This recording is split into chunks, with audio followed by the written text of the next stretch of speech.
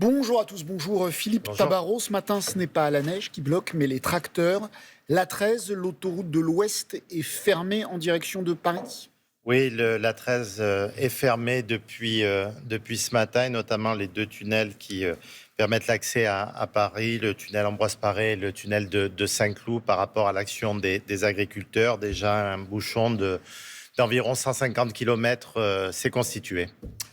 Mais c'est un axe essentiel pour de nombreux franciliens pour aller travailler. Est-ce que vous demandez aux forces de l'ordre de dégager la voie? Écoutez, je regrette cette situation puisque, comme vous le savez, nous sortons de 3 journées particulièrement compliquées en Oui. matière de mobilité et de déplacement dans la France entière, mais plus particulièrement en Île-de-France par rapport à la situation météorologique et à cette neige et ce verglas. Les usagers des transports en général, que ce soit en commun ou de véhicules légers, ont payé un tribut important avec cette situation et les conséquences de ces situations météorologiques. Et de voir aujourd'hui encore qu'ils avaient des difficultés pour venir tout simplement travailler fait que le ministère de l'Intérieur a souhaité empêcher un maximum de tracteurs de pouvoir rentrer dans la capitale. Quelques-uns sont arrivés à leur fin, et malheureusement cela va causer un certain nombre de problèmes tout au long de la journée de mobilité, en dehors de la question agricole bien sûr. Mais l'idée, c'était non plus de ne pas aller à l'affrontement, parce que les agriculteurs ne sont pas les ennemis du pays, bien au contraire, et que nous sommes en convergence sur un certain nombre de sujets, malgré ce qui peut se dire, que ce soit sur la politique agricole commune, que ce soit sur la vaccination, que ce Ouais. soit sur Ouais. l'opposition au Mercosur. On vous sent quand même un petit peu embêté, voilà, entre les usagers qui sont Moi, en gênés tant que ministre des par ces Transports, manifestations. je le suis vraiment, parce que je sais ce que les Français et les Franciliens ont vécu ces 3 derniers jours. Parce que je sais également qu'il y a des agents, et je tiens à leur rendre hommage, du service public, parce qu'ils sont quelquefois critiqués.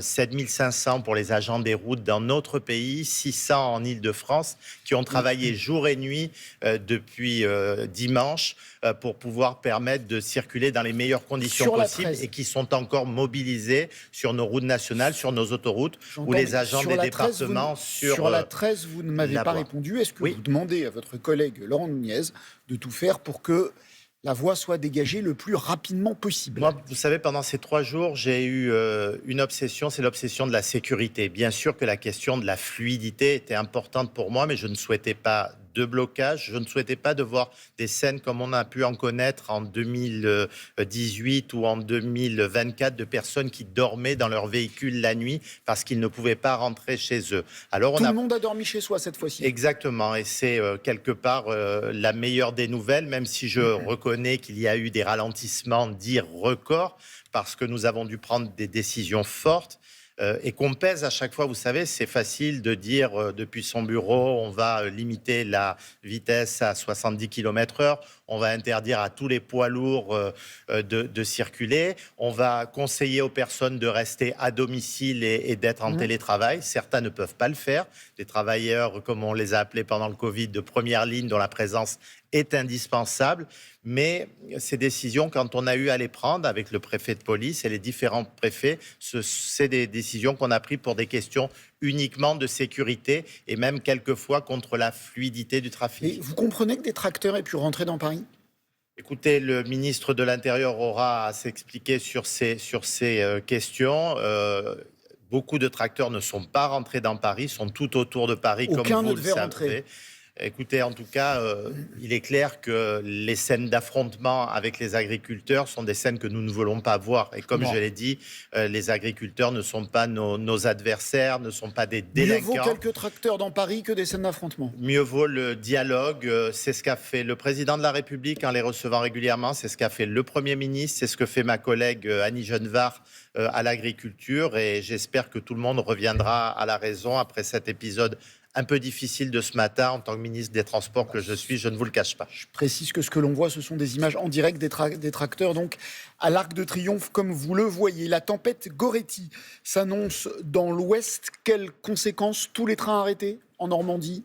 Ce sont les régions qui vont décider, ça a été dit. Dans la région des Hauts-de-France, des décisions ont été prises, dans la région Bretagne également, en Pays de Loire, puisque les régions ont la responsabilité des TER, mais c'est particulièrement dans la région de Normandie et dans la Manche que la situation est la plus difficile probablement à vivre, avec, ça a été très justement dit, probablement des vents de 150 km/h et avec un département, la Manche, qui n'est pas qu'en vigilance orange, mais qui est passé en vigilance rouge dans la nuit. Donc vraiment, je dis à toutes les personnes qui sont concernées par cette trentaine de départements de faire très attention au niveau de leurs déplacements. Et bien sûr que la SNCF, en lien avec les régions, autorités organisatrices de mobilité, va s'adapter à ces situations et va mettre surtout, le cas échéant, le personnel de SNCF Réseau à disposition toute la nuit pour rétablir le trafic s'il y avait, à cause de ces vents, des dégradations. Alors, vous avez commencé à tirer un bilan de cet épisode. Vous vous réjouissez qu'il n'y a pas eu de naufragés de la route Je ne peux pas me réjouir de tout ce qui s'est passé, bien sûr, comprenez, mais que tout le monde ait pu rentrer à son domicile et qu'on n'ait plus pas les images de 2018 et de 2024, c'est quelque part une satisfaction parce que ce n'était pas parti pour, et je me suis clairement inquiété pour le bien-être des automobilistes et Alors, il y en a dont le bien-être est tout à fait relatif. Ce sont les routiers qui estiment avoir été maltraités. Ça va très vite. Écoutez. Le problème aussi, c'est qu'ils arrêtent les camions n'importe où, quoi. Sans sanitaire, sans moyen de se restaurer. On n'est pas des chiens, non. Les routiers ont l'habitude de ces situations, notamment aux frontières, dans un certain nombre de pays. Ils sont censés être équipés. Je peux dire que dans les départements où cette décision a été prise, les préfets, les préfectures sont venus les visiter. Alors peut-être pas ce routier, mais en général, c'est le cas.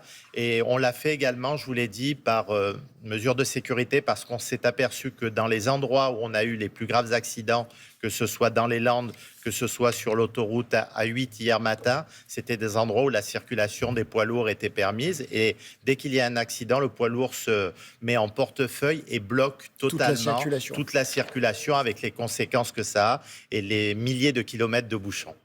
Merci beaucoup Philippe Tabarot, ministre des Transports, invité des 4V. Bonne journée à tous.